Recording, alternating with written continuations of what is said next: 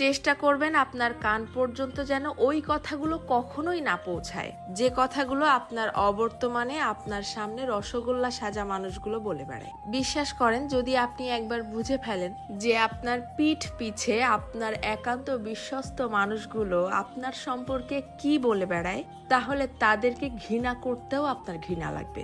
যদি আপনি বুঝে ফেলেন আপনার কান পর্যন্ত কোনো কায়দায় যদি কথাগুলো চলেও আসে, তখন আপনি এমনিতেই নিঃশব্দে মেনে নিতে বাধ্য হবেন যে আপনার আশেপাশে আসলে আপনার বিশ্বাসযোগ্য কেউ নেই। যখন কেউ আপনার প্রশংসা করবে, সেটা তারা কোনো রকম রিয়াকশন ছাড়াই চুপচাপ শুনবে। অথচ কেউ যখন আপনার সম্পর্কে খারাপ কিছু বলবে, সেটা দেখবেন যত দ্রুত সম্ভব এরাই মানুষের মধ্যে ছড়িয়ে দিবে।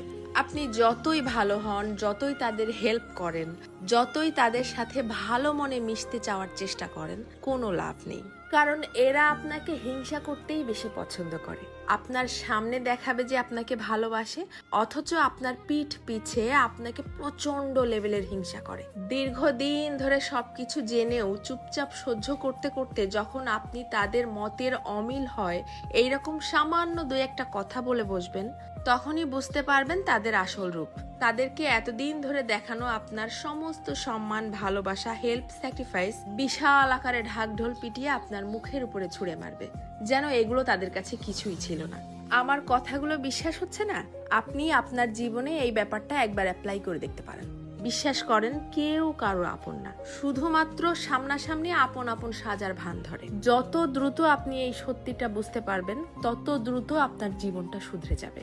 কারণ কেবলমাত্র তখনই আপনি সেই আপন সাজা মানুষগুলোর সামনে নিজেকে প্রেজেন্ট করা বন্ধ করে দিবেন। কারো কাছ থেকে কোনো এক্সপেকটেশনও রাখবেন না। জীবনটা হয়ে যাবে শান্তির। তবে মন খারাপের কিছু নেই। এদের জন্যও সৃষ্টিকর্তা বড় কিছু আয়োজন করে রেখেছেন।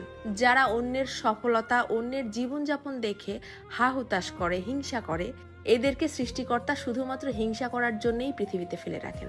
তাদের নিজের জীবনের কোনো উন্নতি ঘটান না।